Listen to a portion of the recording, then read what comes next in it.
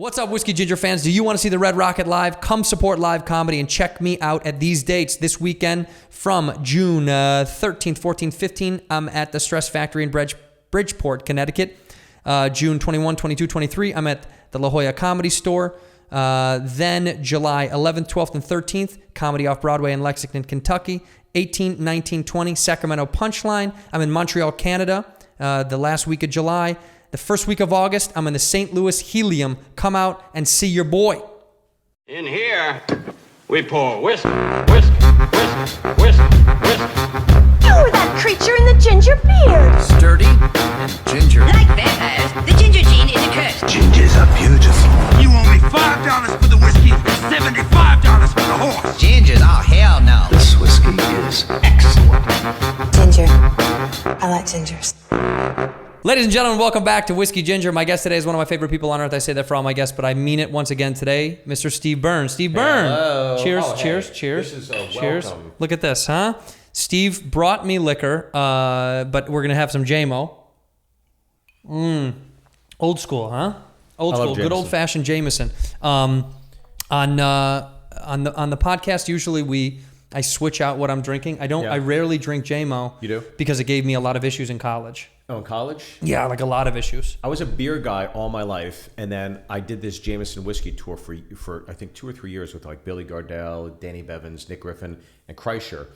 And I made it through 2 years of doing the Jameson tour. I never had a drink of Jameson. They'd send me a case. And you just didn't want it. I never drank it, and then they flew us all out to Dublin to the distillery. They're like, you gotta have one Jameson drink. I was like, all right, what's the easiest one you have? He goes, the president goes, Jameson and ginger. I go, all right, I'll try that. I had 13 that night. I remember counting because I was like, this is my 12th. This is my 13th. And I woke up the next day. I didn't have a hangover, and ever since then, I've been a JMO guy. So whiskey and ginger. Literally. That's I am your drink. You are my drink. So, but other whiskey you can't really do? Do you not like other whiskeys? It's like getting a Jack and Pepsi. It doesn't taste the same. You know what I mean? Yeah. It's like I gotta have You like JMO? JMO and ginger ale. Wow, that's wild. And if they don't have the ginger ale, I go, give me a Sprite with a squirt of like Coke Sure. or whatever, and you mix Do you it. like ginger beer? You ever had ginger beer? I've had Jameson and ginger beer. People like that too. Yeah. People have mistaken the name for Jameson or whiskey and ginger beer. I don't really love ginger beer. I'd rather have ginger ale. So much Same. better Yeah. so much better to me. But I get the appeal. I know why people like it. It's just not for me. I had so much trouble with JMO in college. This was like fight syrup, like fight syrup. It is because it's like Jameson's like rich and it's pretty sweet to me, to the taste. Like Jack is sweeter. Right. Jack is way too sweet for me. I know people at home fucking love, like a lot of the fans like love Jack. People that comment like what we're drinking week to week. I like Jack, but it's very sweet. I can have it in very small doses.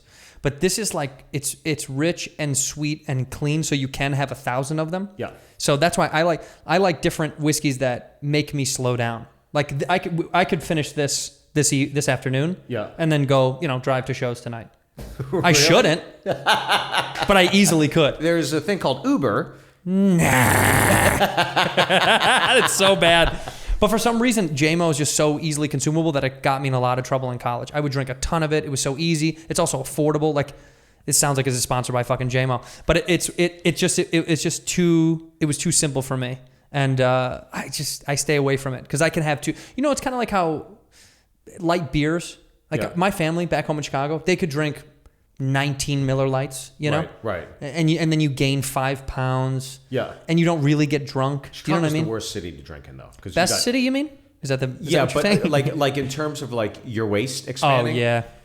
Italian beef. You got your Wiener Circle. You got your Portillo's. Yep, and then you got your Portillo's deep is the dish best. and just Well, you're from Pittsburgh. from Pittsburgh, but I lived in Bucktown for 2 years. Oh, you did in Chicago. Yeah. But Pitt's a very hardcore blue collar industry drinking city too. That's Sure. not like a healthy town by any means. No, but Chicago, I think, takes it up a notch. Yeah, with- we're over the top. You get with the deep dish. Like Pittsburgh, we're known for the Primanti Brothers sandwich, which is essentially Primanti's, right? Primanti Brothers. Somebody yeah. took me there. Yeah. Phenomenal. It's so good. Coleslaw, French fries, whatever deli meat you want coming hot off the grill, pressed in the bread, and I have 2 of those, and I'm like, I'm done. This is That's great. it. Yeah. It's my that. favorite. Is that your go-to when you go back to Pitt? Let me tell you this. I was just in Pittsburgh for 2.5 days. That's 2, 4, 6, 7, 8 meals, right? Yeah. I had 5 of my meals at Permane Brothers. It was crazy. I was there for New Year's Eve, like for 5 days, because New Year's was like on a Tuesday. Yeah. So you had to do Thursday, Friday, Saturday. Yeah, and right, Sunday, right. And then you had Monday off, and then I ate there 6 days straight. I was at Permane Brothers. Do they know you? Are they like Steve? Oh yeah. So you're a local legend over there. But it's fucking phenomenal. It is, huh? And after like a night of this, that just soaks it all up. It's like night. My favorite, when I go home, my favorite go-to, you're right, we do take it up a notch in Chicago. My favorite is Portillo's. I've talked about it a million times. It's my fucking absolute favorite meal. So when I'm leaving... I like hot dogs that snap when you bite. Yes, Oh, dude, they have to be crisp. That's the whole point. The outside snap of a hot dog really tells you how quality the meat is and how well done it was made. Yeah. It's so small and stupid, but it's very on the nose and specific. It's you don't get that at Sheetz. No, you don't. No. Yeah. like out here, they have Pink's hot dogs in LA. That's like a big thing. No thanks. Exactly. Dude, big thumbs down. Yeah. Fuck that place. People wait in line for like hours and hours just to get a fucking shitty Pink's hot dog. It's like going to Times Square and go to Red Lobster. It's like, yeah, why the fuck would you do that? Why? There's a Red Lobster right here. Go right there. I'm not going to Times Square. But in Chicago, my favorite thing at Portillo's to get, I get hot dogs over the years. When I was a kid, that was like the go-to. But Italian beef, wet with pepper, sweet and hot. Yep. And if you really want to fat the fuck out, if you go to Chicago, go to Portillo's and go get yourself a combo. Italian beef, Italian sausage. They put a fucking Italian sausage inside the Italian beef. I never got that. It's a lot, dude. It's one of those things when you're like, you're done eating and in the car ride home, you're like nodding off like a fucking heroin addict, The meat naps. Oh, dude, it's so bad. I would get the meat sweats and I would get home to my parents' house and just feel like it was worth it, but also your body is like, come on, dude. We can't. We're gonna die. Come on, this man. is a bad idea. Yeah. When you lived in Bucktown, you were there for how many years? I was there for 2. Were you doing school or life or what were you doing? No life. I was in LA for a long time. Yeah. And then I was just like, I'm just a road guy at the time. I was never auditioning. And my friend Vince Vaughn lived in Chicago. Vince Vaughn. If anybody look him up. He's a phenomenal. He is a puppeteer. What is that called? He's like a he's into craft work and crafts and one day he'll make it. goods. That guy one day he'll pop. Yeah, he's a nice guy, but a good local kid, right? Vince Vaughn, hero of Chicago. So I was going to visit him all the time, like Monday, Tuesday, Wednesday. I'd just fly into Chicago. I'm like, why go back to LA when I'm in Cleveland? I'll just go hang in Chicago for 3 days. Smart. So he lived at the Palm Olive, which is the old Playboy mansion, the first two top floors. So I used to go and just crash with them. And my wife and I were, we were dating at the time. He's like, why don't you guys just move here? And I was talking to my wife. I was like, maybe we should just move here. And she's like, yeah. And he's like, just stay with me until you find a place. So my wife and I lived with him and his wife for like 2 months. And then we found a place in Bucktown. It was, to this day, one of the best places I ever lived in. It was so fun. It was really cool. It was like everything you wanted in a place at that time when I was younger, didn't have any kids. And I lived by... So my building was here. There's a McDonald's right there. It was off the Blue Line, the Western. Oh, yeah. That took me right to the airport. It was just perfect. And there's a McDonald's right there. And when the real estate agent was showing us the place, he's like, now, some people consider this, not a benefit to the condo, but there's a McDonald's right there. I was like, that's a bonus. Huge. And so I got to know them at McDonald's. So I'd get ripped and get shredded, right? And then I would go to McDonald's and knock on the door because I didn't have a car at 2 a.m. Yeah. You need a car, right? Right, for the drive-through, right. So then I just knock on the window. They go, Steve, okay, what do you want? I'm like, nuggets. It's just the fucking Steve, greatest. What do you fucking want? You know exactly what I want. You know what I want. By the way, that's in college we used to, because we would skateboard to like Jack in the Box and all that stuff that was nearby. And because you don't have a car, we would offer to buy somebody's food in a car. And it worked almost every time. But once in a while you get someone that's like, I'm not ordering for you. You're like, I'm paying for your fucking meal. Hey, fuckface. I'm showing them cash. Yeah. It's not like we're trying to rob you. It's like, I'll buy your meal, please. They won't let us inside because we're drunk, blacked out college kids. And people once in a while would be like, no, thank you, and roll up the window. And you're like, I was going to give you a free meal. You're drinking and driving. I'm trying to sober you the fuck up. Like, no one is getting Jack in the Box at 3:30 sober ever. So I was like, well, you're going to get a DUI and you're missing out on a free fucking meal. So I'm going to call fuck the cops on you, fucker. Yeah, I'm on the phone. I'm just like, yeah, you don't want to? Okay, You wanna let's play do games? this. Okay, Let's play games. Let's play a game. Yeah, she's right. It's a Honda Civic. Yeah, just light her the fuck up. No, but I. So you know Whirly Ball. Yes. The greatest Yes. I would explain it to my friends, like, what the fuck? And then you get a group of 10. Yep. And we go. And like literally, it was the fucking funnest. Tell these kids what it is. Tell people what whirly ball is. Whirly ball, I've never seen it anywhere else, but it's only in Chicago. Yeah. And it's basically a basketball court with a metal floor with bumper cars on it. Then you get like the old trackball rackets, which is lacrosse technically, but when you were it's younger, essentially lacrosse. Yeah. You had these trackball things. Very few people know that. So you have basketball hoops. But the hoop is vertical. So you have to scoop your ball up and zing it. And you have to hit the netting, and then it releases sound. So it's 5 aside. You're in bumper cars. The best part. You're in bumper cars, by the way. People, that's the most important part. People kind of think it's like no, it's not just I'm standing up with a lacrosse racket trying to throw it through a hoop. You're in fucking bumper cars. And it's here's the best so part. aggressive, too. There's a bar before you go in. Yep. And you and your buddies get fucking cranked. Of course, yeah. And then it's no holds barred. Right. And these refs, they're like, oh, fuck. They're like, because you're like literally drilling your friends. So my buddy Dave Bolin, who played on the Blackhawks for a long time, Yeah. he'd bring some of the guys from the Hawks, and then Vince we'd all play. I mean, there were guys taking their racket. If you had a breakaway, you put your hand, chucking the rackets. I got so many scratches and Just fucking throwing cuts, the racket? fucking chucking them. And totally, by the way, there is no rules. There's no there rules. are fucking no rules. There's only one rule. You got to drink more. Yeah, you have to keep drinking. the only You have to thing, keep drinking. so- If you stop drinking, you're probably disqualified from the whole game. Is that in lacrosse? Are they allowed to throw their racket? They can't. No, they can't. Because I've seen when they go to like block a shot. Yeah. It's okay to hit the stick and let go of the racket at the same time. Totally legal okay. to do. All right. So like if you're hucking to stop it, you can't just throw it across the field. Hucking? I've Hucking. heard If you're that hucking forever. to fucking. I just watched. They had like boys lacrosse on, college lacrosse what on age? ESPN. What age? It was like 6 or 7. It was so Oh, hot. yeah. But Fuck they have tops on, but no bottoms. They just run around. Tight It's shorts? so hot. They're little fuck butts, yeah. dude. Well, I can't wait till I get backlash from this. Catholic Church, the Catholic Church, the Catholic Church. I'm Both sorry. Catholics. I'm sorry. We're both Catholic. Were you? Yeah, you were raised Catholic, weren't you? I see this colada on your ring finger, by the way. yeah. Do Got people? that in Do you Dublin, think yeah. people know what that is? The old Irish wedding band? Yeah, this is, if it's towards you, you're taken. If Towards it's away me, from you, married. Yeah. that's right. That way, the other way. How do I? Fuck. It's the other way. You're single. Your way So, and the yeah. opposite way. It's just a hand with a Friendship, love, and loyalty. Those are that's what it means. the 3 things. Does your represent. wife So- wear that? My wife does not, but she's like, I was like, fuck, I got married. I never wanted to wear a ring or whatever, but I was like, if I ever wear a ring, I'm wearing the Irish wedding band. Wow. She's like, okay, yeah. So I went to Ireland and got the biggest one I could find, and that's it. That's really fucking cool. Yeah. Plus, I saw Noel Gallagher and Liam Gallagher from Oasis, my favorite band, wearing that when they got married. I'm like, that's what you want to do. Yeah. Did you see that documentary about? Fuck yes. Yeah. Supersonic? It's crazy how much. It's crazy. I think the public knows to a degree how much tension they've had over the years, but then you really get in the depths and the throes of like why they have issues, and it's super sad because I think they were extremely talented as a group and still talented people individually of one another, but man, what a fucking bummer that they couldn't just work out their issues. Yeah, but I also think it's great that we got what we got. Right, because You know it what I probably mean? wouldn't be that good right now. Exactly, yeah. Yeah, it would probably be trash. I say that all the time. I mean, what would last? What can last? Yeah, I think especially with bands, it's so tough to stay relevant. Yeah. Because it's like you have your sound. Like I love the Killers, right? But their sound it's there, but it does shift and change to a degree. It has and changed I like a all their lot. solo stuff, all those guys. Yeah.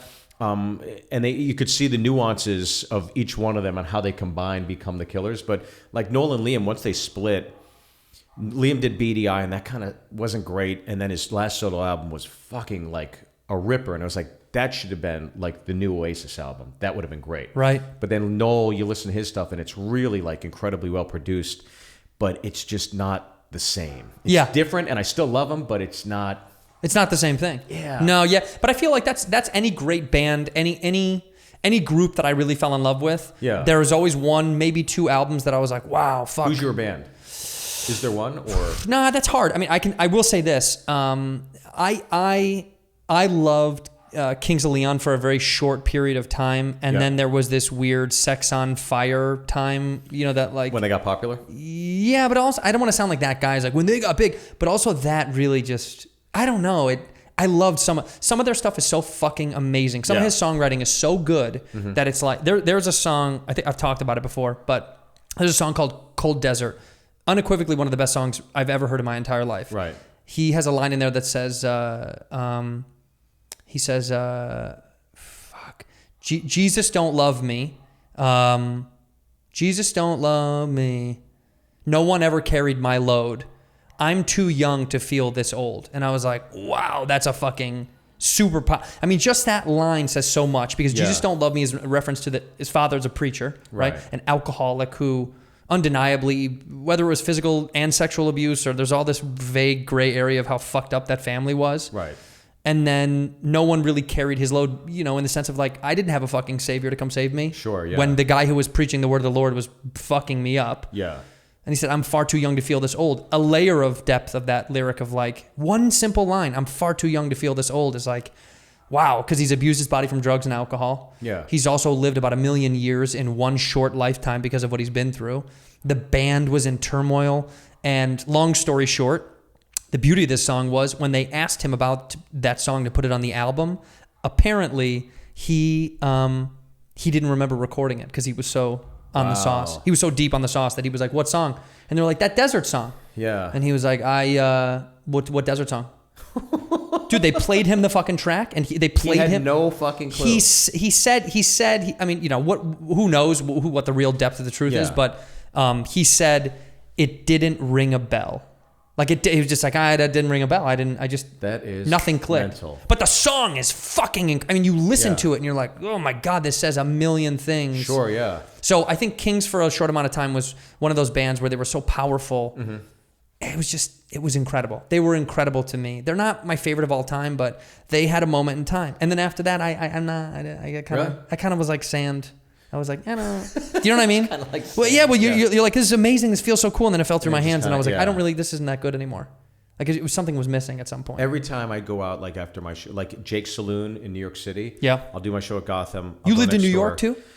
My first 7 years were in Manhattan. Okay. Doing stand up, and so now when I go back to Gotham, like, you know, you call a few friends, they meet up with you after your shows, and I go in, I plug in. They always let me plug in my phone. I love that. I love that bars do that in places like New York. Yeah. Like, go ahead, man. Fuck it. Oasis and Jameson all night long. That's it. Yeah. That's cool. Yeah. And so they're your bar pinnacle. will sing "Don't Look Back in Anger," and we're like, oh, this is the fucking best. They're your peak band. That's the one. My peak band, but the Killers, I'd say, is a very close, if not tying number 2. Vegas-born. I love the Killers. Yeah. Love them. They're phenomenal musicians. They've had a lot of like pockets where I was like, wow, dude, they can't miss. They you know what I mean? Pick me up songs, you know, like, yeah. You know, obviously being out here, the ebbs and flows, everything, but you know, there's got a lot of tunes in there that are just like, you know, you hear some resonant issues that he says that it's just like, oh, there's somebody else going through this. And totally. Yeah, totally. I think they're just great songwriters. That's my thing. I've said it before. I don't care about the pop song that the band got leaked on. You know what I mean? Like the Killers' biggest song was probably that song, Mr. Brightside? Yeah, Mr. Brightside. Yeah. And I don't really like that song at all. Really? No, there's something about it that maybe I've heard it too much. It's played a lot. But it's just like at some point, there's so many better songs that obviously weren't going to be the pop version of them. Sure. But that was so easily palatable that I get why it became fucking so huge. Catchy. It was so fucking There's big. very few bands, like I remember being in Florida in a cab from the airport and I heard Mr. Brightside and I remember sitting in the back, I was like, what the fuck is this? Yeah. It was one of those where as soon as the DJ was done, it's like, who did that? Like, what is that? I got to hear that again. Who did that? Who makes created this? Who makes sound? Who makes the sound? Sound. Who makes the sounds? And then I heard it again later on. I was like, it was just when it had come out. I was like, fucking A, that was. And I remember reading this article when they had just come out that I guess Brandon Flowers and I think it was Dave Kooning, the guitarist, were at the Oasis concert at the Hard Rock when Oasis played in Vegas, and I was at that concert, and it was kind of like 1,200 people. And to just know that, like, the Killers kind of formed at that concert, and I was there seeing my favorite band was being formed there. I was like, fuck, that's cool. I got insane. And I met Liam and Noel at the airport going to that concert. And I remember I was so nervous, but I went up to Noel and I'm like, Noel, can I get I'm sorry, man, I flew in from New York to see you guys tonight. Can I get a picture? He doesn't even look at me, he just goes, let's get it over with. And he stands up, took the picture, and then I'm at baggage claim, and Liam was there. And I went up, I was like, Liam, can I get a picture? I flew in from New York for me. He's like, oh yeah, what do you do, man? I go, I'm a stand-up. And he talked to me for 10 minutes about stand-up. I was just waiting for his bags. Wow. And it was like one of those surreal moments, just like I read every article in Q Magazine about this guy, and just I can't believe I'm actually talking to Liam. It was just one of those cool things. And then it was just, I thought it would be the opposite. I thought Noel would be the cunty. Sure. Or Liam would be the cunty one. Noel would be the cool one. Yeah. Complete opposite. What do you think it was? One of them had a real bad day. I think Noel's just, he's always kind of grumpy, but I think Liam. Yeah, whenever he's on Howard, it's, it's just very telling that there's a lot of deep shit there that like we'll never really know. You can hear some of the stories, but we'll never really know. Sure. Yeah. I think there's childhood stuff that they'll never divulge. You know what I mean? Probably, There's secrets that I think people will never really get to hear the real truth of what really happened. Yeah. And why they really kind of have these grudges for each other. Because to this day, they still hate each other, right? Yeah, they don't talk. Yeah, and they haven't reconciled at all. After all these fucking years, you're kind of like, come on, dude. Yeah, at and some all the point, millions. And you're going to die. Yeah. I feel that way about the very seldom people that I've had qualms with over the years. You start to let them go, whether it's family members or friends, and you're like, we're going to die.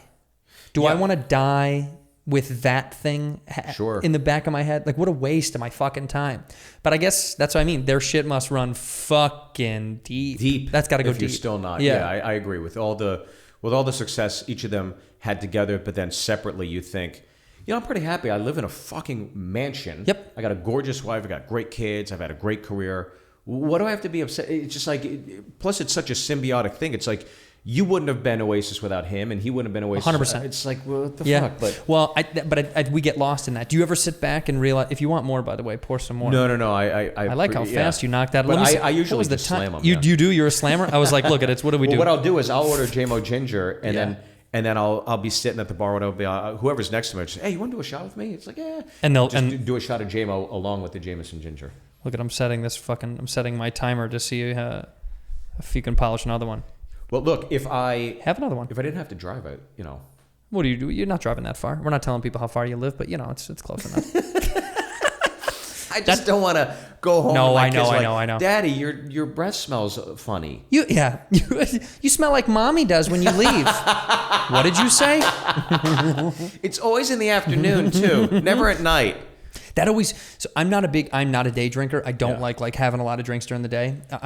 When the sun goes down is my cue. Same. That's when I'm allowed to. Yes. I go on spring break with my buddies. Yeah. They get schlitzed at 3. I'm like, that's amateur hour. I wait until 9 o'clock. Yeah. I don't mind having a drink during the day, like a drink or something relaxed and loose and slow. But I have friends that just get fucking bombed and I think it's a Midwest thing. I think Midwest, East Coast people. Yeah.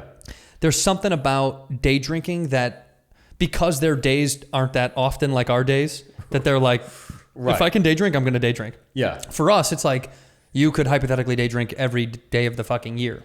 Yeah, it's almost never not a 6 months of the year. You have shit weather. It's like I just got to go to bed and right. Just do the shit again. I got to shove my driveway and shit. Well, that's why in LA, I've talked about this. LA happy hour it doesn't exist here. Yeah. Like back home, when I go back home, friends so badly want to meet up and have happy hour because it's like this great communal, hey, we'll meet at Sullivan's or whatever, and then we'll hang out and then we'll go here, and then my buddy lives right up there.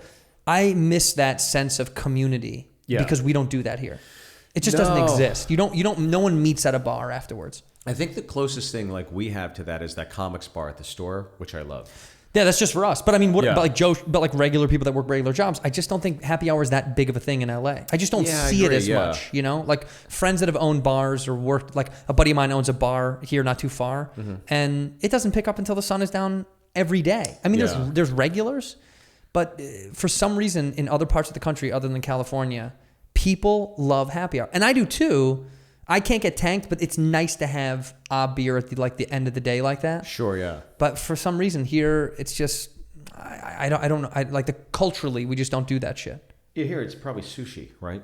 It's yeah. Like, we gotta oh meet my at god. 6 for some sushi, and let's just talk about our. You guys want to go to happy hour and get fucking and hang out with some old friends? I'd rather have salmon sashimi at 4:40. It's so fucking annoying. By the way, California's done that to me when I travel and I see sushi in anywhere USA. Yeah. And I'm like, I would never. I'm such a fucking snot because I'm like, there's no way it's going to be as good as what we get out here. But of course, it's probably just as good anywhere. Just as good, yeah. I mean, as long as there's the Japanese guy doing it. Yeah. But it's here, there's as long as there's the Japanese guy doing it. It's so true. You go to Benihana in LA, and it's like all these Mexican guys. It's like, this is not Benihana. I want the fucking, because there's like one Japanese guy that probably trained them all. It's like, I want that guy. He'll get the shrimp in the top of the hat. He knows how to flick it. And, By the way, that's called El Benihana now. Los Benihana. Yeah, Los Benihana. Welcome to Los Benihanas. Los What you want? You want to Benitohanas. see the fucking onion fucking thing smoke I want and to tell you shit? this. You were talking about why, like... Eat this a little bit, by the way. Eat this a little bit. Eat it Yeah, a bit more? yeah. Oh, sorry. There you go. About like Chicago being great. I'll tell you how great like Chicago is and why like cities like LA and New York are not... They can't compare because I got married at the Lincoln Park Zoo. You got married at the zoo? Yeah, at the zoo. Really? Yeah. That was my whole childhood. I grew up like down the street from there. Fucking great. Yeah. It was beautiful. It was Free so zoo, fun. by the way, for people that don't know. Free zoo. I've never seen The free wedding zoos. wasn't fucking free, but No, that's right. the zoo is free. No shit. But we go there, and then two of my buddies I met through Vince were cops. So Sounds about right. our wedding ends, and you know the Viagra Triangle? There's that Irish pub that's on the opposite end of... I grew up on Dearborn. What's that Irish pub called again? Well, you talking about... It's by the Barnes & Noble. It's in from the Barnes & Noble. Yeah, you're talking about... It'll come to you. No, hold on. I feel like I would see my mom go drink there, and I'd watch from like the 20-story window, I'd like look down at my parents going, Mom. Yeah. I miss Mom.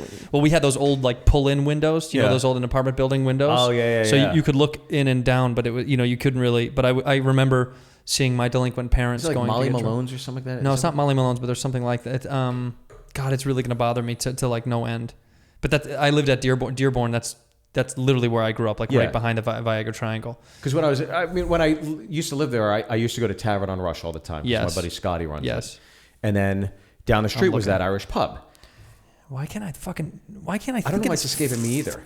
By the way, it was really funny. You were like, hey, your dog is nice and quiet. And now she's losing it for some reason because there's probably the other dog that's out next. Well, while you're looking it up, I'll tell you that. Yep, tell me. We get married. We're like, let's go to that pub. Right. Everybody, like, the DJ's done. It's like, where do we go? Let's go to the pub. So my buddy goes, who's a cop, he goes, watch this. Makes a phone call. Within 2 minutes, this Paddy Wagon pulls up. My wife and I get in it. Vince and his wife get into it. Colin Jost was with me at the time, and he was dating Nassim Pedrad from SNL. Oh, right. At the time, and then Peter Billingsley's there, and like one or two other buddies. We all cram into this Paddy Wagon and get dropped off. Yeah. So this Paddy Wagon pulls up, and the lights are on and everything. We there's like those roller coaster things. Yeah. They secure you in there, and they gun it, and we get there, and this thing pulls up, the lights are blaring, and people are like, what the fuck's going on? Is there a bust? Is there And then my wife, the doors burst open, my wife comes down, I come down, we all roll out in this thing. It's just like, you could never do that in any other city. No city would ever let that happen. And it's just like, that's one of those kind of like old school cities. Like even when I read that book on Farley passing away, the cops went in and hid everything before the real team kind of came in, so they were hiding the drugs to like protect his legacy, which it's just like, why not? I get it, but it's like they would get flack for that, but it's kind of like there's an old school charm to that. There's a little bit of like, come on, I don't know how to say it, but it's like there's some semblance of like guy nobility, like, oh, you don't want to fucking, nobody wants to know that, nobody wants to see the gruesome set. It's why Whitney Houston's estate sued Kanye and Pusha T, because Pusha T's album had a picture of Whitney Houston's bathroom. Right, yeah. It was low class. It was fucked up. It was fucked up in a weird. I understand the purpose of art. I'm not fucking numb to understanding why people do certain things, but she was such a brilliant artist. It was like, I don't want to know the tragedies of her addictions. Like, that's really fucking sad. Yeah. That it was like fucking needles and shit and spoons and ropes, and you're like, yeah, man, she had a fucking problem to kind of like put that on the map is hurtful. So with the Farley stuff, yeah, like I've heard the rumors that, he was holding on to a crucifix. And I heard that it was put there because to make it seem like he did his last prayer. Yeah. Or rosary beads. Sorry, he had rosary beads in his hand. And I heard that was, whether or not that's true, I think people in that city of Chicago do take care of their own. Yeah, they try to protect their own. Yeah, they're a protective city. It's also a city filled with scam and murder and fucking like some of the worst criminals on earth. That's again like that old school charm. Like very few casinos in Vegas operate the way that the old school. Probably none at all Montreux- anymore. None of them exist anymore. But you heard about how great they were to the entertainers, whereas now it's like, okay, you got a $20 stipend, you can use the employee buffet. It's like, that shit didn't exist 20, 30 years ago. I guarantee they really took care of entertainers. Well, you know, the movie Casino is unequivocally one of my favorite movies on earth. I've said it a million times. I fucking love that movie. And the line that he says when he's like, Vegas died, it's fucking Disneyland now. Yeah. You know? And it really is. I never was able to experience Vegas at that time, but I am fascinated with it. Mm-hmm. And now when you go, I was just there, and it's true. It's people with their fucking babies on the strip at 2 a.m. Yeah. And I talk about it sometimes. I talked about it on stage there. I was like, oh, it's good to see all these future criminals in strollers. Like who the fuck would bring a child? Like, you have to be such a turd to bring a baby on the strip. And I'm not talking about like, I'm not making fun of someone's socioeconomic But you don't want a 7-year-old knowing you got to split aces. You know, it's just like, it's what? Like, who's but it's doing also this the shit? smoking, the prostitution, the drugs, like the party element lifestyle that kids don't need to be privy to at that young of an age. Yeah, is such an obvious. Even the dumbest human would go, that's probably not a good idea to have my kid for that. To expose it to that, right? And it's not a money thing. That bothers me when someone's like, oh, you're making fun of someone because their income level. It's like, no, you saved money to go to Vegas and you brought your family. Yeah, bad idea. If you want to save your money and go to fucking Vegas, which I also think is a bad fucking idea because Vegas will take your fucking money. Like if you don't make a lot of money, don't go to Vegas. Yeah. Don't go to somewhere more culturally beneficial than the desert that steals your money. You know what I mean? Like take your fucking kids to like Myrtle Beach, South Carolina. Take them somewhere with like history and a beach and cool things to see and sights and museums. It's like I don't understand the culture of Vegas. I never will. Right. And I lived there for 2 months shooting a television show. And from now on, if it's a friend wants me to go to Vegas, I'm there for literally, no joke, a day. Right. It's 24 less. I usually fly in at 7 or 8 p.m. Right. Let's party. And I'm out the next afternoon. Right. Goodbye. I can't stay there. Yeah. I love the history of Vegas. I love understanding like Keely Smith and Louis Prima doing those after-hour cocktail lounge shows, and all the entertainers would come down. I love hanging out on Fremont Street. Everybody goes to the Strip. I go down to Fremont. Old Vegas. I love Old Vegas. I love going to the Nugget. I love Binion's. I love El Coyote, which is the oldest casino in Vegas, which is still there.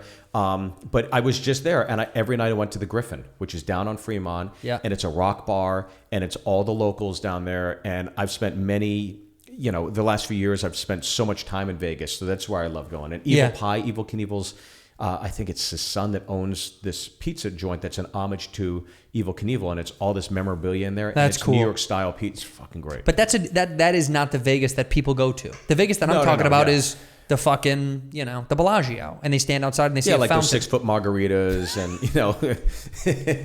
sucking a huge plastic dick. Yeah. That Vegas is unique. My dad would go to Vegas every year, and you looked at him from a window off of Dearborn. Yeah, once again, There's still the staring. Plane, Dad, you're always leaving.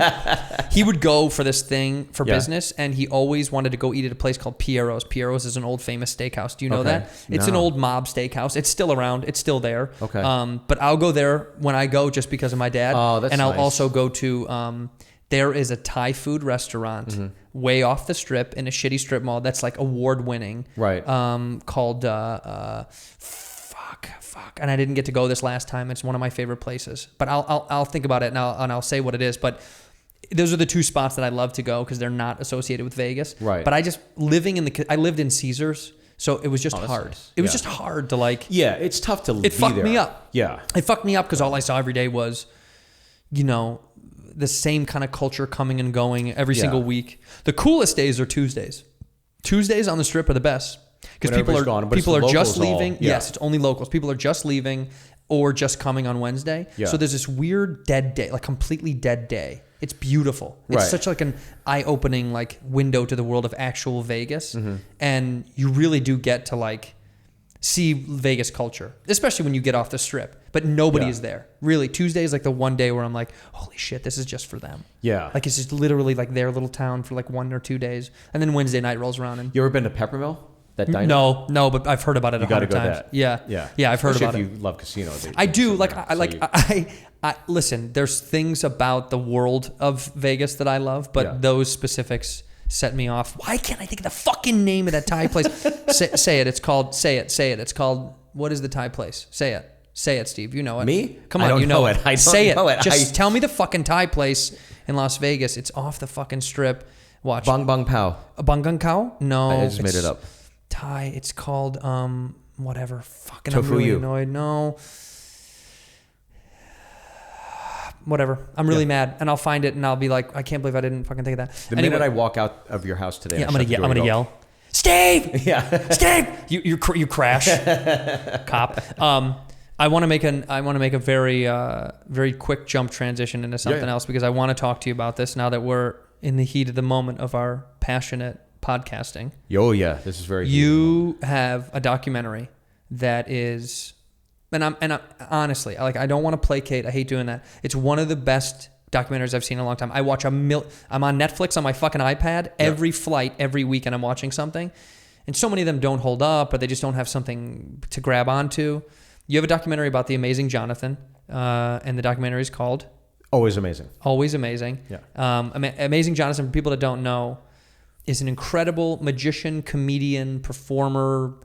He's not really boxable. He kind of did everything, right? He was a magician, but he was very much a comedian.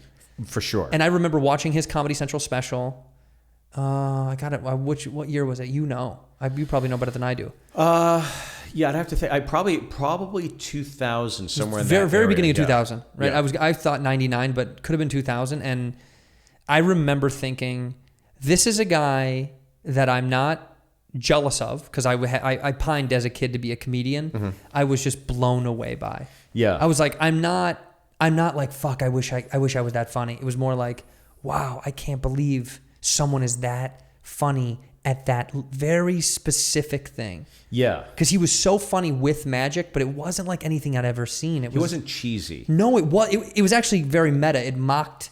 It was cheesy making fun magic. of it, but he was also making fun of himself. But like the tricks didn't work, but then they did. They did work. That's why they didn't work. And it's so fucking. He would hit his assistant in the face with stuff. I thought that was always so funny. It's like, it's always this beautiful woman, and it's so kind of diminutive towards female culture. To like the assistant, like the dumb bimbo that's like, I'm just here to help. And so his assistant would play that up, right? She'd go, hello, and she'd be in huge heels and be kind of the hyperbolized version of an assistant, and he would make a bigger fool of her for the joke. But it was so funny to watch him work out these inside baseball kind of jokes, but they were broad enough for some reason. Like it was almost like meta, but literally anybody who watched it could laugh. Yes. You didn't have to understand comedy or magic to laugh. That's how good it was. Yeah, and he was very successful at what he did, and I think because of everything you're saying is why he was a national headliner. He had like Russell Peters' calendar. He was global. He was constantly all touring. Over the place.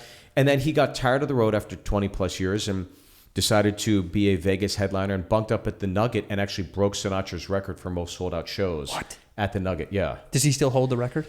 I believe he still holds the record. Because he's been probably one of the last ones to, right? What's that? He's probably one of the last ones to perform that many times at the Nugget. I think so, yeah. I don't know. I don't even know. I couldn't even tell you who's there right now. Yeah, I don't know. See, that's the other thing is I don't know anymore. I mean, But he was also instrumental in bringing people downtown again because downtown was a ghost town. Right. And his Comedy Central special blew up. And then he went to the Nugget and he drew a much younger demographic downtown. Right. And then started. He's not the reason, but he's a part of the reason of this resurgence in downtown Vegas. Sure, because it really took a hit. Vegas was dying, and that part. The Strip was so profitable, and I think just unless you really loved like that other version of Vegas, correct, you would not go. You wouldn't go. There was no reason tourists to go. Would never go. But then he gave them a reason to come down. Yeah. And again, it was selling out and occupancy rates were going up through the roof. And it's kind of funny because when in the film, Jonathan talks about having a suite at the Nugget. Yeah. My buddy Carlos, Big Daddy Carlos, who owns the Velvet Margarita down here. Big Daddy Carlos, who owns the Velvet Margarita. He's 5'4", 140 pounds. On Cahuenga. But he's he owns Fremont Country Club and Backstage Bar and Billiards down at Fremont. He's staying in the exact same room Jonathan stayed in. Wow. So when I interviewed Joel's like, oh my God, I'm in Jonathan's suite. And Jonathan, I did the interview and I was like, oh, this is kind of meant to be. This is kind of cool. Wow, that's what beautiful. are the chances of all that? Because we were going to film it at the Nugget, and then Carlos goes, just use my room.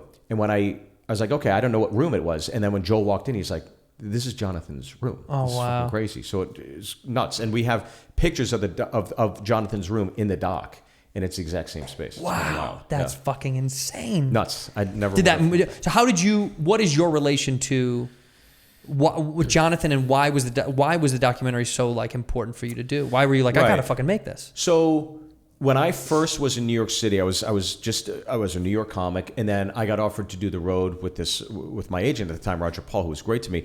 He said, "Hey, take 2 weeks down to Charlie Goodnight's." I was like, "Why 2?" He's like, "Because you can make money that way. If it's just 1, you'll lose all your money going Right. down there and coming back." So the first week was Brian Regan, which every night I was like, "Holy shit!" It's like a young comic. You're like, "This guy's fucking amazing." Then Jonathan comes in, and I was like, what the fuck is this? I mean, just blown away at the creativity and the makeshift of it all. And then his road manager was Joel Osborne, who was around my age. Yeah. And Joel is a huge Oasis fan. So we started talking Oasis. We're trading bootlegs and hanging out all night, and all 3 of us. And then I got BET's Comic View a few months later, and I crashed at Jonathan's place in Marina Del Rey. Got it again a few months later, crashed at Jonathan's place in LA. And that's how we all kind of got to know each other and hang out. That was the beginning of the relationship. So when Jonathan was given the terminal he was diagnosed with cardiomyopathy, which is a degradation of your heart. So you think he's at 40% capacity. Wow. His heart is operating, so that's 60% of his heart is dead. So mine's totally dead, by the way. Mine's been dead for years. Yeah. So he basically retired from stand-up, retired from performing, and gave everybody a nice send-off saying, I'll see you on the other side. You know, I got my affairs in order. Good night, everybody. And was prepared to die. He outlived expectations, and 3 years later, he said, I'm going to see if I still have it. Can I still do it? And he announced these 3 shows, and I thought, what a great conduit into telling his story, but then also there's a finish line to this, and that's a doc I'd like to see. Being a documentary fan like yourself, I was like, I'd like to see that. And then I thought, well, fuck it, I'll just make it. And so I called my buddy, who was really good with cameras. I said, can you come and be a DP and let's just do this? And so we scrapped it all together, went out, filmed it. And Jonathan's the face of it, but the heart of it is Joel Osborne. And every year he went back to Australia, this 12-year-old kid would be outside getting, can I have your autograph and teach me this magic? And year after year, he'd come back and this kid was there and he's just enamored with him. And he eventually took him under his wing. And when Joel turned 18, he said, will you be my road manager? And as you saw in the film, Joel, I mean, you take an 18-year-old kid and you put him on tour with a drug addict. He saw him through a nasty divorce, a suicide attempt, all the crazy shit. And Joel got Jonathan's life in order, went to Australia, became a comedian on his own. And then when Jonathan made the return to stage, Joel come back to open for him. So it kind of all came full circle. Yes, it did. There were a lot of story beats that kind of worked out really well. But does Joel live in the States now?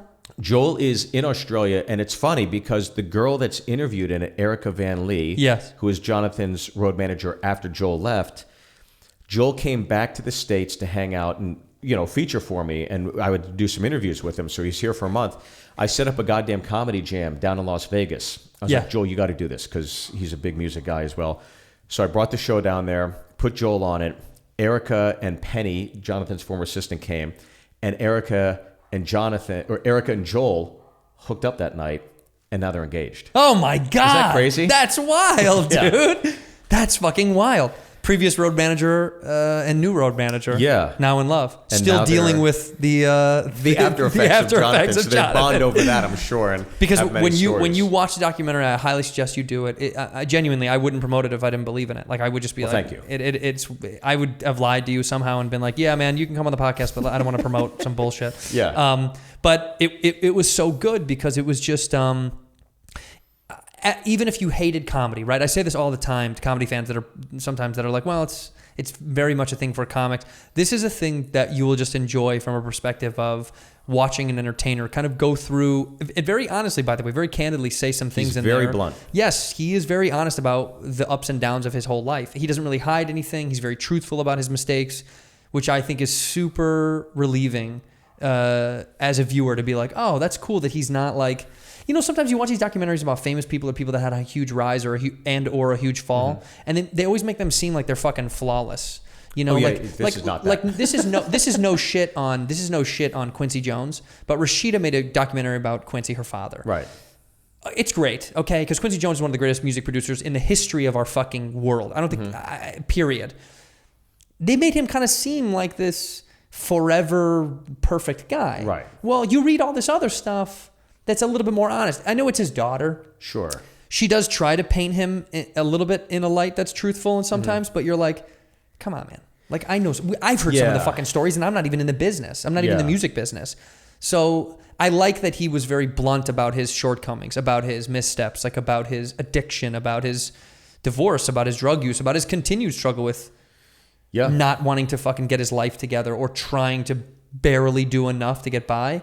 It was just relieving to watch honesty. It was just honesty of a man's life. I mean, it just said a lot. No, I appreciate it. And that was something I said to Jonathan up front from the beginning. I was like, look, let's just have this warts and all. He's like, yeah, I don't have anything to hide. And so he's very of the mindset of like, I lived the life I wanted. I don't give a shit. He still does drugs. He still right. I didn't want to ruin it, but he does. Right. He still openly does drugs. And to be honest with you, the doctor said if you stop, your body will go into shock.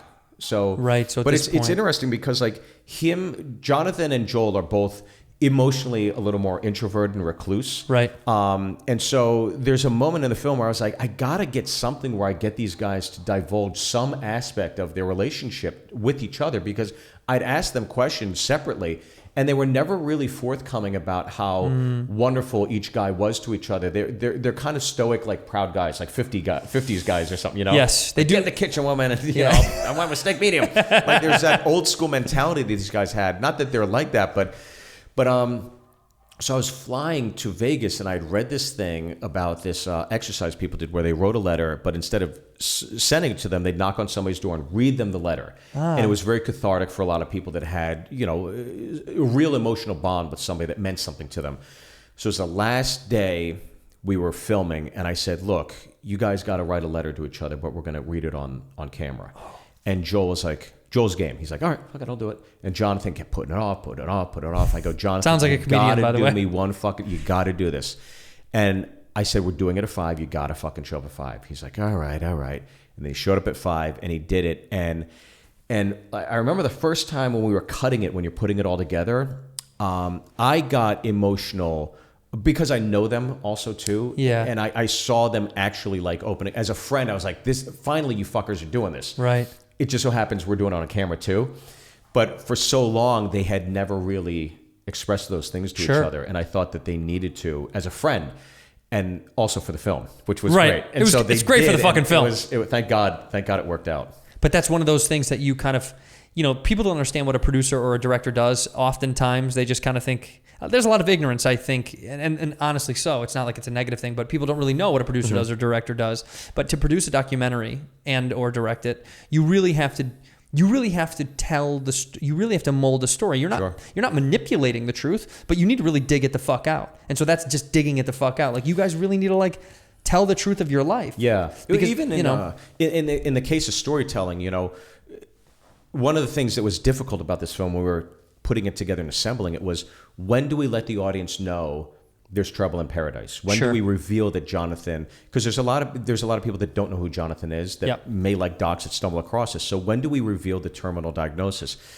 And my thought was always put it right at the beginning, get it out of the way, and then you get to know him, and then you build to it. Right. And what we found was in all these test screenings we did was the best way to do it was teasing some impetus of something happening and then revealing it at our midpoint. And our editor, Brian Getz, who's phenomenal, he did the Steve Bannon documentary that just came out at Sundance. He did the Roger Stone one that's on Netflix. Jesus. He edited ours. I just watched that. He put this together, and when he formatted it that way, and then we went and did some test screenings, it was like, fuck, he did a great job. So I owe him a he huge did do a great sense job. Of gratitude. Yeah. It was just too bad he couldn't cut out your voice out of the whole thing. I hate hearing my voice. No, but it's so funny. It was interesting to watch it because knowing you. Yeah. You know what I mean? Like when you can when you hear your buddy on a thing, you're like, yeah, it's my buddy. You know, you're like, it's hard to take. It's almost like one of those things where it's almost impossible to not see you when I hear you. But when I watch other documentaries, the voice they almost always sound the same. It's almost like it's the same woman or the same guy. It's like the DJ at unless the you know who it strip is. club, yeah. Yes. Come on, guys. Yeah. Coming to Destiny. They're all Josh Adam Myers. You're coming to the stage. But it's just one of those things when you know someone that's in it, you're like, oh my god. Like the other night, I saw a preview for a movie, and what was it fucking for? I don't whatever it was, but Men in Black. And, the small creature was Kumail Nanjiani. Mm-hmm. And Kumail's voice is, recognizable most likely now to the whole country. But, I've known him for a long time. Sure. And when you hear it, you're like, that's so funny. Because I just... You don't see the thing. Well, you see Kumail that you know instead of the Kumail that... Sure, yeah. Whatever. But that's just a part of the trope of the business. But I just think... I think it was cool because there was a lot of moments... First of all, you're very... I'm not going to suck your dick about it, but pull your dick out. Okay. But it was very... You were very removed. I fucking loathe when a documentary filmmaker makes themselves a big highlight of the film. I fucking hate them too. It bothers me so fucking much that I'm like, it's not about you. Why are you making it about you? You wanted to make this piece about this thing, this story. Exactly. And when you interject your life so heavily into it, you can sprinkle your relationship, which you didn't do, by the way. You didn't even tell your story that... Yeah, exactly. Which, by the way, you definitely could have. It would have been great. For sure I could have, But people do such an injustice to a documentary when they do that I'm like, nope. I get so mad. I see it all the time. Because it's just such like jerking yourself off when you're just like, and then I went to it's like, it's not about you, dude. Then just make it a fucking biopic about you. Yeah. But I'm glad you didn't do that. I hate when they interject themselves into these things. Right. There was one I just saw, I think it was like Jack of All Trades, about the baseball card industry. It was about Topps trading cards. Yes, and everything. Topps cards, yeah. I rented. I saw the trailers. Like, oh, this is about the baseball card industry. This is phenomenal. I'll get to learn about the Ken Griffey and all that. This is great. And I watched it, and then boom, they flip the cameras on them. It becomes a film about him and his dad, and I'm like, motherfucker, I got duped again. Yeah. And I fucking turned it off. I just watched this thing on Frontline. I fucking love Frontline. It's a great docuseries. They are good. on PBS, and it was the one about Charlottesville, about hate, and they do the typical voiceover, all the news footage. It's like, oh, I'm going to learn something here. Ken Burnsy, flips it around. Nope, gone. And, he's this bald Latino. It's like, let me guess what side you're on here. So I was just like, get the fuck. I hate that shit. Yeah. By the way, it'd be great if some Latino dude was like, I'm basically an alt-right fucking leader. He's like, down with Brown, those fucking pieces of shit. But the flipping is, that's also part of the reason why, and this is not even from a political standpoint, but I hated Michael Moore's documentaries because they were so fucking self-promoting. It was all about him. It was always about him. I understand his messages. Like I got why he became popular. Sure. But it was always he always put himself in it. It was He's just the best version of doing that, though. I think. Yeah, sure. That's why he did so well. And he does parlay the information in a really humorous, informative way. And there's other people that are just so self-righteous. Yes. Get the fuck out of my life. Right. At least have some sense of fucking humor if you're going to do it. It's also why like.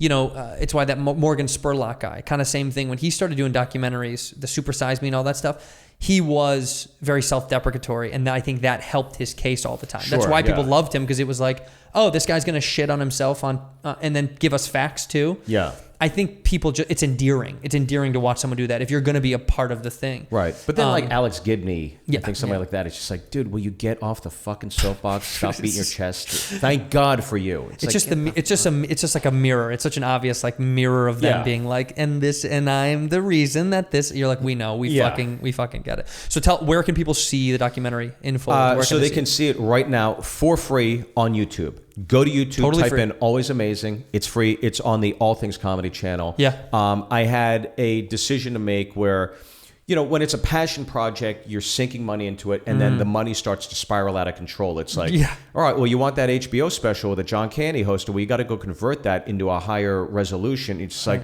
fuck, okay, we got to do that. Then it's like, oh, you got to bake it to get the best. It's like, okay, how much is fucking that? And then you got to go to Detroit and get all the archival footage, uploading that, and all this shit, right? Yeah. So basically, I could get a nominal return, and people could rent it on iTunes or Amazon. But I thought, instead of getting back like a third of what I put into this, for me, it's my first film. I'm passionate about it. I love the story. I want people to see it. I want it to be visible. I want it to be accessible. And so when I talked to the guys at All Things Comedy, it was one of those things I was just pitching them. Would you guys be interested? And they said, absolutely.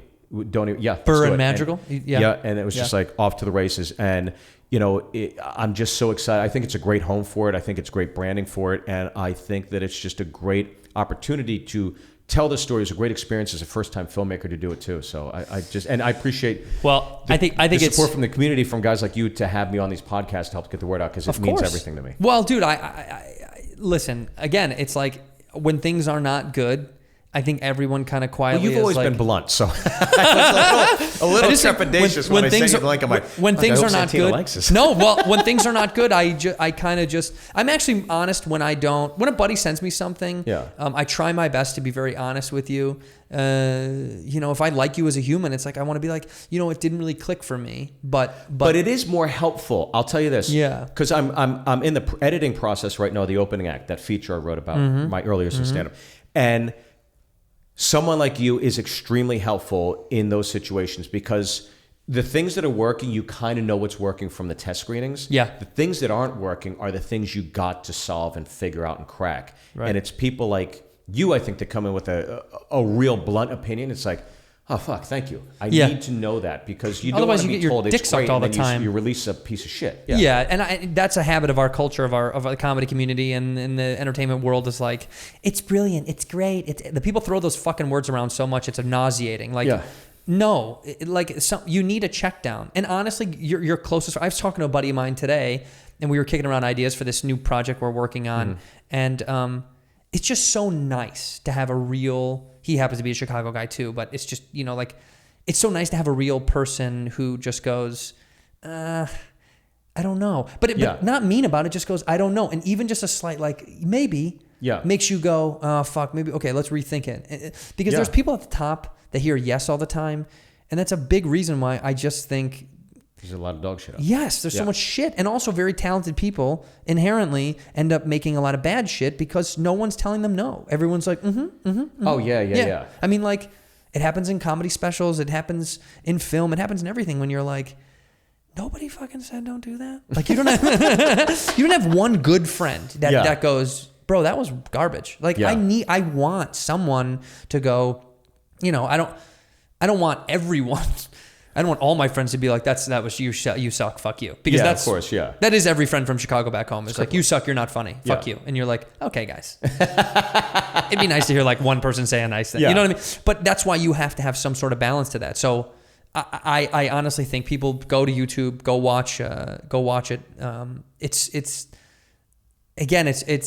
solid. I don't want to push it too much. And again, The Amazing Jonathan, but it's called Always Amazing. Always Amazing. I'm sure you can find both. If you say The Amazing Jonathan, it'll come up. It'll come up, yeah. The reason it's called Always Amazing is because Letterman, he told the story. It was a deleted scene. We couldn't end up using it because there's always so much you can use. But Letterman had him on, and then I think Jonathan made a bet with a DJ, he'll give somebody the finger at home. So he did one of these, and Letterman saw it after they'd filmed it and banned him from the thing. Wow. So for years, Jonathan never went back to Letterman.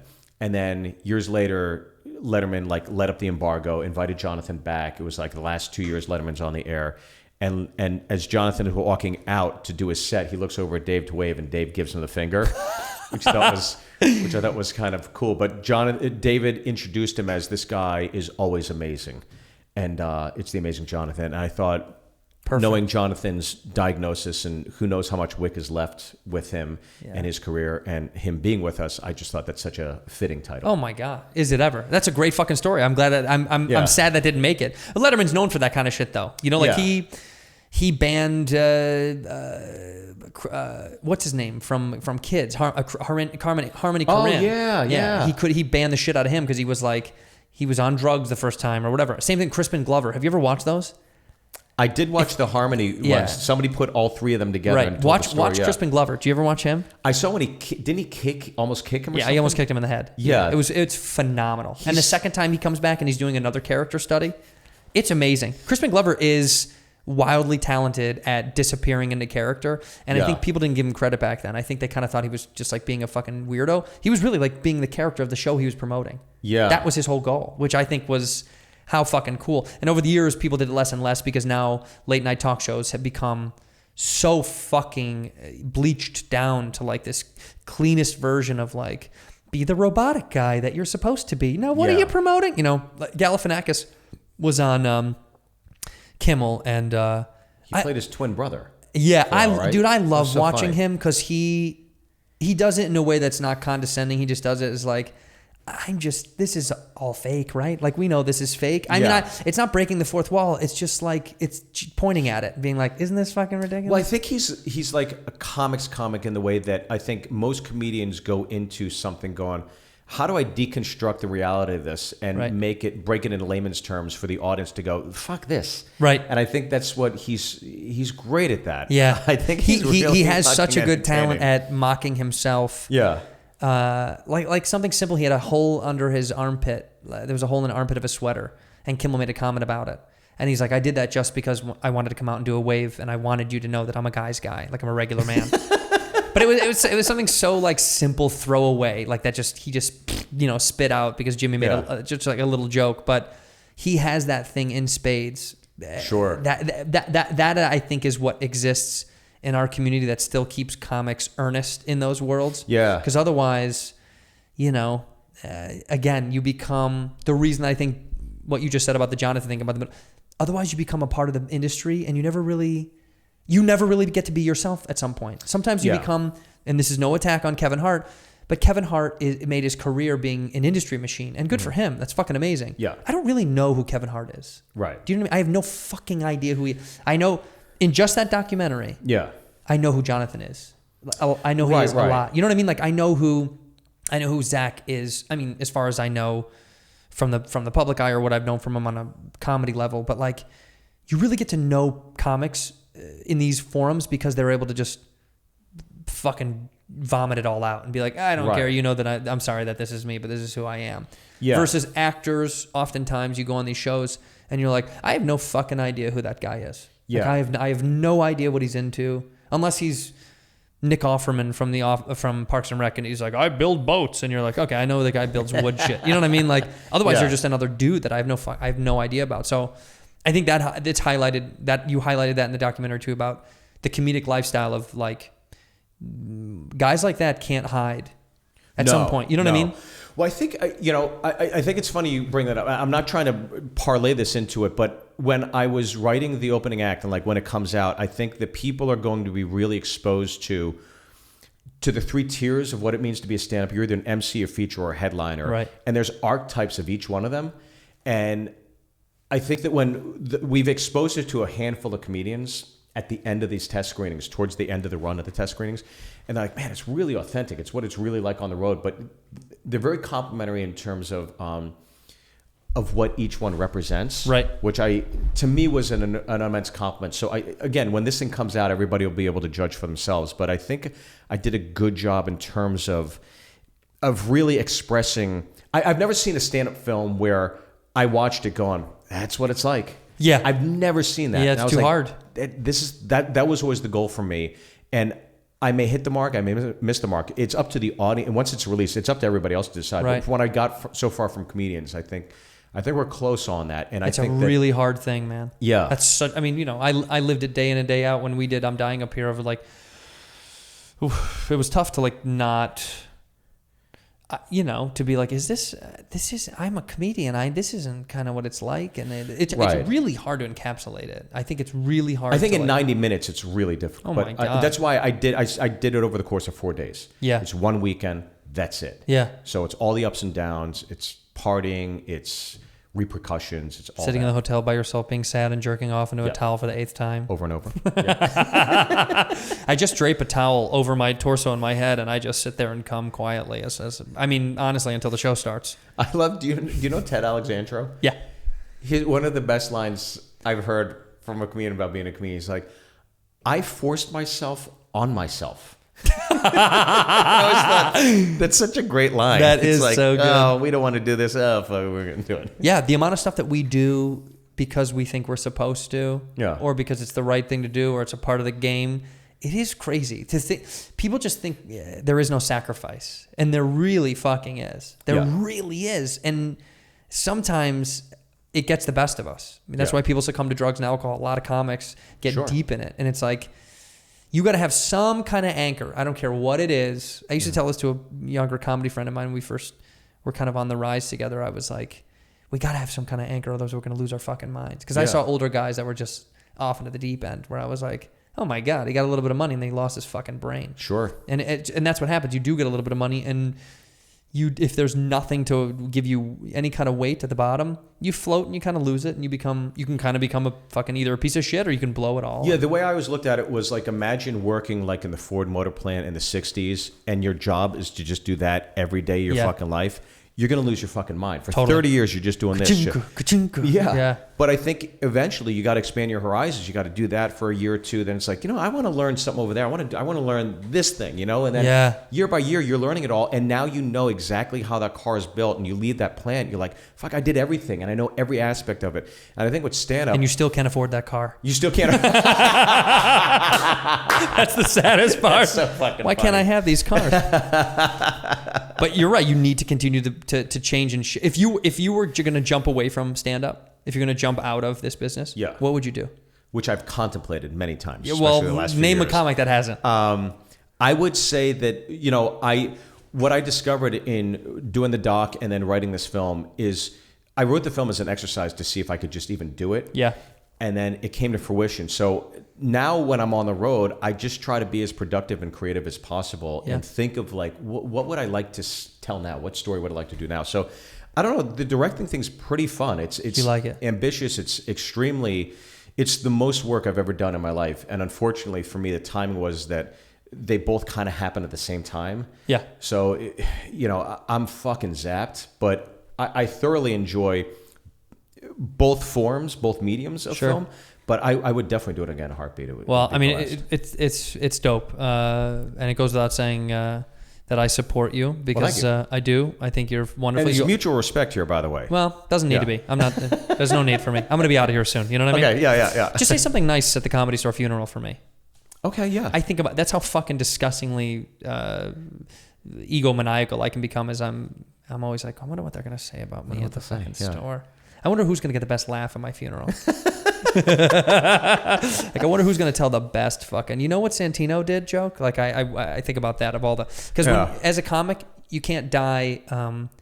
No comic will ever die with like complete humility and peace. Like, you're going to get shit jokes talked about. Like, it's just a part of our world, which is so nice. Thank God.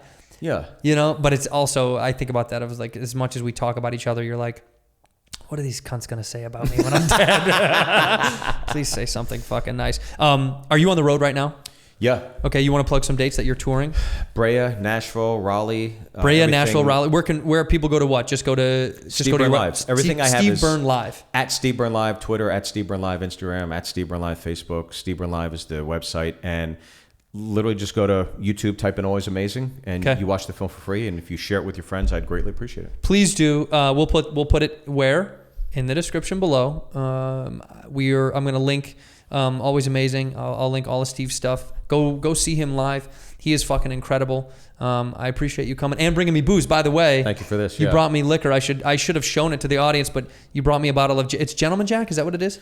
I just know it's Jack. I don't know if it's Gentleman. I think it looked like a Gentleman bottle, but it's engraved with the Blackhawks. 2010. 2000. That's so nice, man. Yeah. That's really, really sweet. I know you're a hardcore hockey fan. Huge hockey fan. Yeah, and I love hockey too. Although I haven't been watching. I mean, I have been watching, but the greatest national anthem I've ever heard in my life is before Blackhawks game. Oh yeah, hands down. I'll never forget that. I'm a pretty patriotic guy. I've done like a bunch of USO tours. My brother served. All my uncles have served. I've never served, but I'm just somebody that respects the flag. I respect the anthem. I was in New York on 9/11. I know what it. Everybody's got an interpretation. You flew one of the planes in 9/11. You were the one that missed. I got out United 93. I just tucked and rolled in Shanksville, Pennsylvania. And I walked back to Pittsburgh.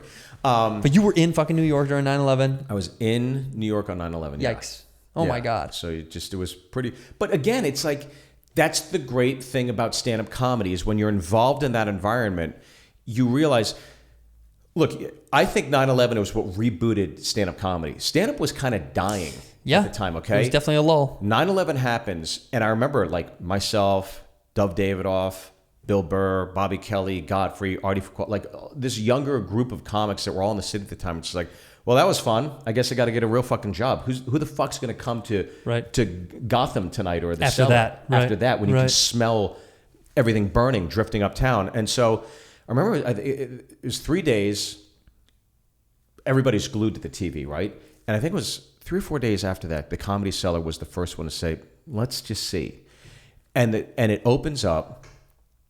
And ever since that day at the Comedy Cellar, the clubs have been packed ever since. Wow. Because I forgot. I was like, oh, shit, people want an escape. People want an excuse to laugh. And you got comics. I'll never forget. I think it was Pete Corielli did this great joke about, relatives wanting to come in and pay their respects to Ground Zero. So he had relatives drive over, and he just took them to a construction site on 72nd and 3rd. He's like, there it is. And they're like, oh, my God. And like when you had all these New Yorkers that was like, it's so relatable because you had people that want to come down and pay respects, kind of crash with you. I want to see it. And it was just like, that was, to me, it was like, all right, people always find a need to want to laugh no matter how dire it gets. Well, dude, you see that when I travel the country. You're like, oh my God, these people need some release. They need a fucking release. Sure. And that's why I don't really blame. I don't love it when someone gets too fucked up at a show. Yeah. But there was a guy that was yelling so loud that was like in love. I mean, dude, shout out to this dude in North Carolina. He was a big fan. He loved me. But like, he was having too much fun. Yeah. He was having way too much fun. Because you're ruining the fun of other people. That's true. Yeah. But he was like, you could tell he was like, I fucking love you, Cheeto. I was like, I love you too, man. But like, you can't fucking, you can't let our love supersede everybody else that paid to be here. Yeah. And sometimes I just don't blame that guy. I don't want to kick him out. I just want to be like, dude, you gotta shut the fuck up, please, because I get it. He probably is like, I've had people tell me, I've had fans tell me, my job sucks ass. Yeah. I'm single, or I'm just out of a relationship, or I'm divorced, or like, I have a tough time seeing my kids, or I have all these things in my life. Mm-hmm. And then listening to the podcast or going to shows and fucking off feels like a huge fucking weight off their shoulders. Like, it's like, a release. Yeah. And they'll always need some kind of comedic release. So like, we'll keep comedy jizzing all over you guys if you just open your legs up. You know what I mean? Just keep opening up your... I think it's sex fucking... Keep opening up, baby. No, but I think it's a good thing that I think people are always going to need that. But there's also been these waves of why comedy has continued to rise. Sure. I think 9/11, but I also think fucking Trump was a huge propeller. I think it just propelled people to have a better sense of humor about nonsense again, because it invoked a lot of progress, but it also invoked a lot of mocking of culture, right? Like naturally, when you have movements, you're going to have someone go, all right, we have to talk shit about that. Yeah. Because you have to joke about these fucking things. He's been great for our industry. Yeah, I've said it before. I think secretly somewhere Lorne Michaels is writing thank you letters to Donald Trump over and over. Because it's just so much rich material for that show. Saturday Night Live has been... Well, the minute he leaves office, whether it's via impeachment or if he gets reelected, whatever it might be, who knows what's going to happen. But the minute he leaves... Those ratings are going to tank on Daily Show, Colbert. Well, because what do you have? What do you have? What do you have if not? But that's to be truthful. Whoever is next, even if it is this fucking dude again, let's just say it's somebody else. There's always going to be room. Like there'll always be room, but not as big. He's a doozy. Yeah, he's a doozy. I don't know how. You think Trump's going to have the kind of like post presidency love that like Bush got? It's interesting to think how much people hated Bush. Yeah. Not everybody, obviously. I just mean, it's funny how much people ragged on Bush in the pop culture comedy world. Same thing, right? SNL did a million bits, Yeah. And he became this like chuckling dummy. Yeah. But now it's like he paints. We love him. He's funny again. It's so funny. He's had this Trump helped Bush. Totally. But yes. Look, history. That's up to history to judge. But according to everything I'm seeing, like even on Vice, we're not going to be here in 50 years. So who knows? No, we're dead. Yeah, we're totally dead. Where do you want to die? Do you want to die in LA? Fuck no. Yeah, what a tough... Fuck no. Yeah. One of my biggest regrets is that my daughter's birth certificate says Los Angeles and not Chicago. Yeah, I was so pissed because I was like, I want to time it out. Just fly back, have them, and come back. Yeah. You can't fly with a kid then, though, right? It's kind of dangerous. Isn't it, like, bad? Well, knowing you fly private. Oh, rich bones over here. Yeah, this guy's got 3 private jets. Yeah. 3 or 4, right? Yeah, of course. I drive a Dodge. It's right outside. I drive a Dodge. Yeah. The Dodge flies, too, now. Yeah, of course. Yeah. All right, go see the documentary, please. I'll link it again. I can't say it enough. It is so fucking cool. Thank you for coming. Thank you for the booze. Thank you. I appreciate you. Absolutely. Appreciate you. Whisk, whisk, whisk, whisk. You were that creature in the ginger beard. Sturdy and ginger. Like vampires, the ginger gene is a curse. Gingers are beautiful. You owe me $5 for the whiskey and $75 for the horse. Gingers? Oh, hell no. This whiskey is excellent. Ginger. I like gingers.